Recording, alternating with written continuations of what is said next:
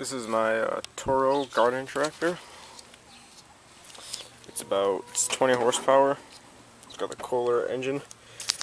I believe it's an 08. It's got the full pressure lubrication stuff, whatever. It's got a double thing on the bottom. So far we had no problems with it. It's just we had to replace a fuel filter on it a couple times because of the poor gas we've been putting in it. But I'll be making more videos of this. This is a cold start. It's been sitting in the rain for about a week.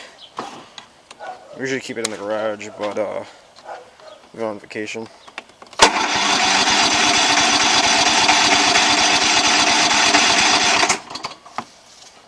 Yeah, see, it's gonna have a hard time starting.